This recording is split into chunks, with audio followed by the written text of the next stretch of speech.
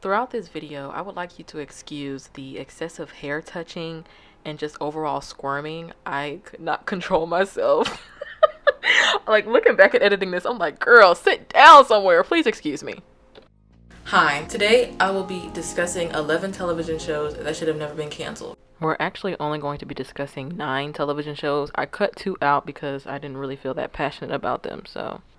Most of them are Netflix shows because at one point in my life I was heavily watching Netflix shows. I don't really even tap the Netflix app that much anymore. They'll be ranked on a scale from 1 to 10. The shows will be going in descending order from number 11, I'm not that pressed that these shows got canceled, bummer, but life goes on, to number 1 being gut-wrenching. I think about this show at least once a week. The people who are in charge of greenlighting and canceling shows should be ashamed and should never have another peaceful night of sleep for as long as they live for the destruction they have caused.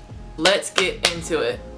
And the number 9 spot is The Get Down, which debuted on Netflix in 2016. This show is about the inception of hip-hop in the South Bronx in the 1970s. It's mediocre acting. It stars Justice Smith, who I actually really do enjoy him as an actor, and Shameik Moore, who was the guy who said Rosa Parks should have taken a cab. Cute black musical that only lasted 1 season. It got canceled because it cost just that 1 season $120 million to make. With period pieces like that, it makes sense though, because you have to get sets and cars and costumes that match that time period, so it could get costly. I give the show a 7 out of 10. Like I said, the acting was mediocre. I just miss it though because it was cute. It was just like cute. Like, you don't see a lot of shows like this. We're now getting into I'm hurt territory. Like, I'm hurt that these shows got canceled. Number 8 spot is Julie and the Phantoms. Julie and the Phantoms was released in 2020, the year of chaos. It stars a very talented lead. Here she is her. She is so mesmerizing and captivating with her voice, and just her charisma and presence is just so abundant, and I couldn't get enough of her. She's just so awesome, and I would like to see this actress in more things. The character Julie, her mom recently passed away. Her dad, and her brother move into this house. Her voice conjures these spirits of a 90s boy band who died untimely during one of their performances, and her voice is so powerful and magical and otherworldly that it literally conjured these ghosts, and that when they perform together, humans, people who are still living, can see the ghost and Julie because her voice is just universal. It's so hard to explain the plot. It's just good. It's a good show for families, kids, 30-year-olds, 50-year-olds. It's a cute show, good music. And I'm so sad they canceled it. I'm really sad they canceled it. And they recently canceled it too. The show talks about grief. The show talks about friendship, music. The show a 9 out of 10. And I'm only taking 1 point off because the lead in the boy band is extremely annoying. Number 7 is The Babysitters Club. It's a modern take on the classic book series of the same name. Great storylines, great young actresses. Every single one of them girls, amazing, amazing, amazing. I just love seeing The Babysitters Club in like a 2020 modern 21st century light, with the, you know, using social media to advertise for their babysitting business. They talked about, like, you know, getting your period and grief, battling grief as a young preteen. It was just so good. I really want to see all those young actresses in more projects. I'm so sad that they canceled this show. I think they said they canceled it because of low viewership compared to season 1, but it was still people watching it. So, like, do we just not matter? The millions of people who watch season 2, do we just not matter? Alicia Silverstone plays Christy's mom. Love her, love her, love her. Great seeing her on my screen again. I give the show a 10 out of 10. There's no critiques. This was a great show for kids, families, everybody. Like, it was just so good just seeing, like, because I used to read The Babysitters Club, so it was just like seeing it in this 2020, like 21st century era. My mind is stuck in 2020 if you can't tell. It was just so good. Number 6 is Santa Clarita Diet. I'm shaking my head because what is Netflix doing? Like we're saying, as we're going down, as we're descending into this list, I'm gonna get more passionate. You know, I'm trying to stay calm, but what the fudge, Netflix? Santa Clarita Diet was a sci-fi zombie comedy starring the legendary, lovely Drew Barrymore. She played the patriarch of this family. Just regular middle class, I'm pretty sure they're in California family, white picket fence, and the mom turns into a zombie. It's been some years. I have not watched the show in a long time. I think she gets bit by some type of spider or some type of bug and she becomes a zombie. And her and her family are trying to help her survive by getting her human flesh to eat. Did I say it was a comedy? It's a comedy. It's so freaking funny. It's great chemistry between everybody, the family, the friend. Of course, I enjoy seeing Drew Barrymore. The person who plays the daughter, amazing.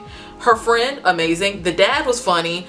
It's just so good. It's just like so unpredictable. Like it's just so silly, but like it's kind of serious. But like, I have no idea why they canceled this show. I don't even want to bother to look it up. Like, just shame on you, Netflix. Like seriously, Drew Barrymore? You canceled something with Drew Barrymore in it? It did have a lot of seasons though. I think it had like 4 seasons, which is a lot in Netflix terms. I am not a sci-fi girl, but they just made zombieism and apocalypse and all that stuff. They just made it funny. Period. 10 out of 10. 10 out of 10. Number 5, we have Insatiable, starring Debbie Ryan. Insatiable first debuted on Netflix in 2018, and I actually remember when they dropped the trailer and a lot of people were offended because Debbie Ryan was in a fat suit. Let me explain the plot real quick. The show is basically about Patty. She's been fat her entire life. She's been bullied and looked down upon and laughed at. Somebody actually assaults her. Somebody punches her in the jaw at a gas station. She goes to the hospital with a broken jaw, and obviously since her jaw's not working, she can't chew, so she's on a liquid diet for like several months, and this liquid diet makes her lose a ton of weight. So she gets out of the hospital, she goes back to school, and she's an it girl. She's also into pageants. It's basically the adventures with that, with her and her friends, the pageant coaches, the pageant dads. It's a comedy. Did I say it was a comedy? It's a funny show that I feel like people took a little bit too serious and people didn't really understand the satire. I literally just thought the show was funny. I thought the adventures were funny. I think the southern dramatic comedy was just like, I just thought it was funny. Like it was just like a fun show to watch. I mean, it was mystery involved. I don't know, it just checked all the boxes for me, and I'm very, very sad that it got canceled. I want to quickly add that one of the driving forces in the plot was Patty's revenge. She's wanting to get revenge on everybody who ever bullied her and made her feel unworthy, because look at her now. Like, she's hot, she's skinny, she's getting all the attention from guys who used to diss her. And I also felt like the show was mocking pageantry and why you shouldn't be putting girls in pageants to compete with one another to begin with, like on some toddlers and tiaras type stuff. Like, it was just silly. Funny. 10 out of 10. The girls can be mad. I don't really care. Number 4. Dang, we're going through this list quick. Number 4 is Grand Army. Netflix dropped the motherfreaking. They just dropped the ball. This was when my eyes were open. I was like, okay, yeah, they're done. They're done. It was so fucking good. Grand Army was a teen drama coming of age series that was released on Netflix in the year of 2020. It follows a group of teens at a public high school in Brooklyn, New York in the year of 2020. Y'all, the storylines. The representation, check. The real life situations, beautifully depicted, check. The acting, check. This show was so good. Why did they cancel? It's probably the best teen show that accurately depicts modern 21st century teenagers. They had to have had like some kids. They had to have some Gen Z people in the writer's room. Cause what? It's just like the plights and problems that they chose to add into all the different people's storylines was just so good. And they kind of like intertwined. The one that touched me the most was Joe's. I think that's the girl name. Dominique's having to take care of your siblings because your parents work so much, but like you didn't ask to be a parent. The Joe storyline, that was the best one. The Joe one.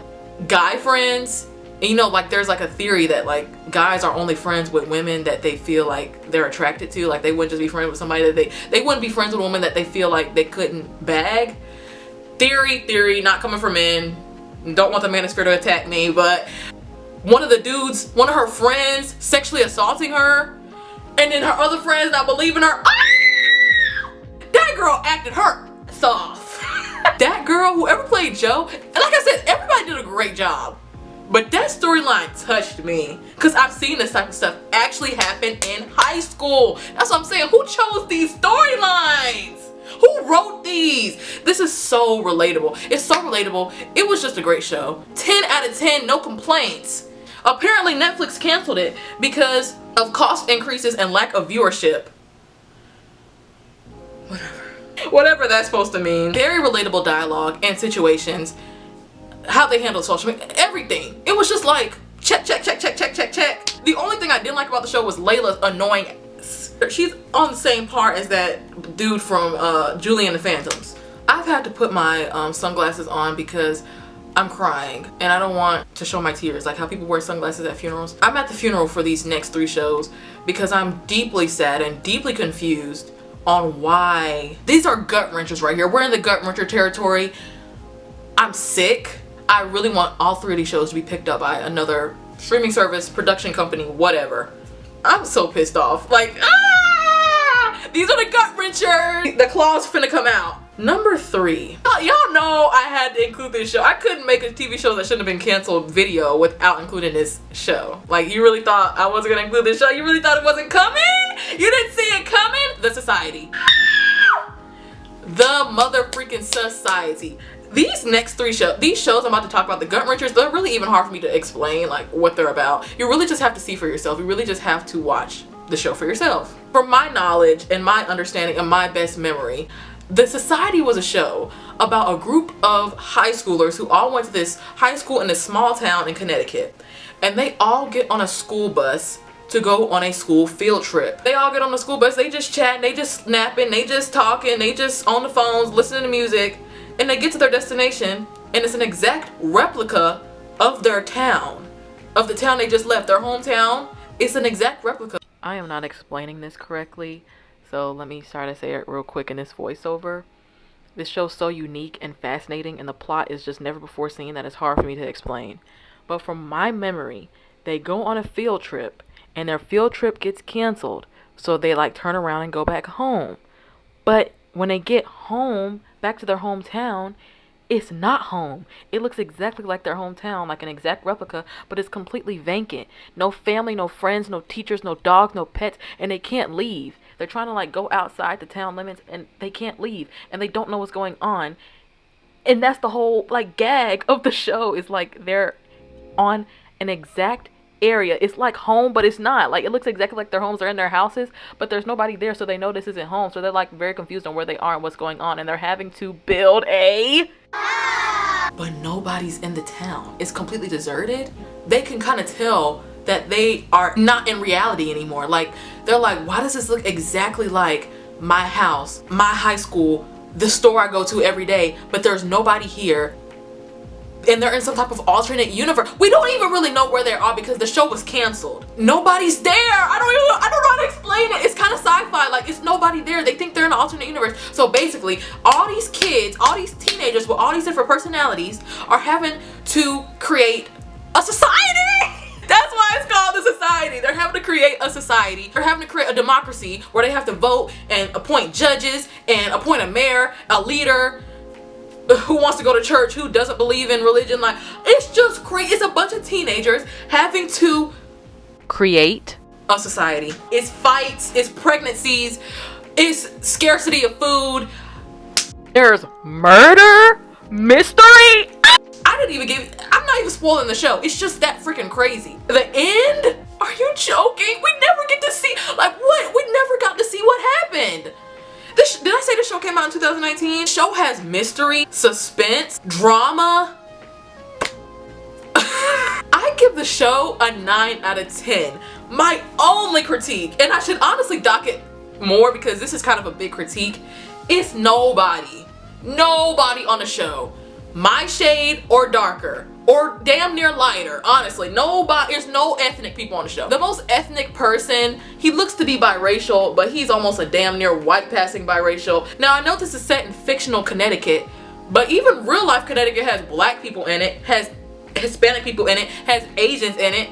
I don't know why the cast is so freaking white, and that's the only issue I have with the show. I want to see how some black teens would try to govern, how they would try to run stuff. 9 out of 10. I should take another point off for lack of diversity, but the plot is just so damn good. I have to give it, I have to give it due diligence with that 9. Netflix, you're so wrong. I really hope, like I said, these shows I'm talking about now, these gut wrenchers, need to be picked up, period. The story just cannot be lost like that. Now I battled with what to put number 2 and number 1. What to put number 2 and number 1.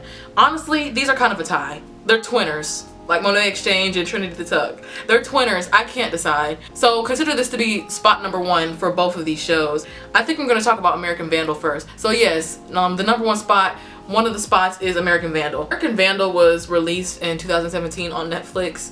It's a mockumentary show about teens who are trying to break down, investigate, and find out who did these very silly but very serious high school crimes. And this isn't a spoiler, they show the crimes the first episode. The first crime in the first season is somebody spray painted penises in the faculty parking lot, on teachers' cars, on principals' cars. And obviously that caused a lot of damage. The crime is very serious, but it's also silly, like, you see what I'm saying? The second crime in the second season is somebody puts a bunch of laxatives in the lemonade machine in the cafeteria. Several students, several faculty members have explosive, uncontrollable diarrhea, and it's very silly, but at the same time it's serious, and it's a mockumentary show that's showing these 2 high schoolers trying to investigate and decode who did what and how could this be done. Like, because it's a mystery who did it, and these are obviously very serious, but at the same time, like, they're going through all these different characters, all these different personalities, and they're trying to figure out who done it. So it's mystery, it's suspense, it's comedy, it's gold. I have nothing else to say. Like, it's just good. It's just good TV. You can't do this. You can't do this. This is why these are at the top 3. These are why these shows are at top 3, because these cannot be replicated. There's nothing else on TV like this. The closest thing to this is Abbott Elementary, created by Quentin Brunson, because it's also a mockumentary series. These plots are just so unique. Why would you cancel? The acting is phenomenal. It feels so real, like you actually feel like you're watching a high school made documentary. 2 seasons. It got canceled because I think Netflix didn't like how they didn't do their production in their house or so. Sounds like chatting to me. It just sounds like talking to me. Like, extremely frustrating. I have really nothing to say about these last 3 because I feel so passionate about them. I can't even get my words out that I love these shows so much. Netflix, y'all are wrong, period. The last show I'm going to discuss is a gut wrencher, man. Like, if I could bring any one of these shows back on this list, it's either between this or The Society. This is the only show on this list that's not a Netflix show. It's actually on HBO. The number 1 show I feel like should have never been canceled is Lovecraft Country. Lovecraft Country came out on HBO in 2020. It stars Journey Smollett, Jonathan Majors, and the recently deceased Michael K. Williams. Rest in peace to him. Brilliant actors. You see how I'm really just trying to keep calm right now. I have to do a backstory. So I first heard about Lovecraft. I've always heard about it, but I never watched it until I began my freshman year at Howard University. That's why I'm wearing this shirt right now. And I had to take a freshman composition English course called Expository Writing and Language. You know how in like classes you have required readings, you have required books that you have to read for the class. One of our required readings, but in this case watchings, was Lovecraft Country. So I was like, this is interesting. We're required to watch this and come back to class and talk about it and be tested on it and stuff. That's interesting. I'm a good student. All A's in this bitch, 4.0 in this bitch. So I did as I was told and I watched it and I was gagged. I love this show so much. I keep saying I'm not a sci-fi girl, but I'm having all this sci-fi stuff on the list. But this is sci-fi the house down. This is sci-fi down. Who said what about science fiction? This is science fiction. This show is basically about this black man in the 1950s who's on a journey to find where his father's at. That's as simple as I can put it. Y'all, this is a reason why it's number 1. It's explosive, it's informative, mystery, it's intense, it's imaginative, it makes you critically think, and this is why my professor put it as a required reading, because it makes you think about, who am I as a person on this planet in the year of blank, whatever year you're watching it. Like, it's just so thought-provoking. It makes you look at your life retrospectively. It's one scene in the show that I still think about to this day. And best believe, when I had to be on Zoom the following week, having had watched all the episodes, I carried the discussion. My participation points were there. 10 out of 10. The show 1,000 out of 10. I have nothing to say. It's talking about real things that happened, like the Tulsa riots, the Tulsa burning. It's combining Black history with sci-fi. Where they do that at? Where they do that at? It's based off the book Lovecraft Country by Matt. I forgot his last name. You're on the edge of your seat waiting to see what's gonna happen. Please watch. If you're gonna watch anything on this list, you have to watch Lovecraft Country. That's the biggest L HBO Max has ever taken. I don't know why. I think they did it because it was too expensive. Why y'all starting the shows, but then can't afford to finish? Oh! That's all I've got to say. That's all I've got for today. These shows should have never been canceled.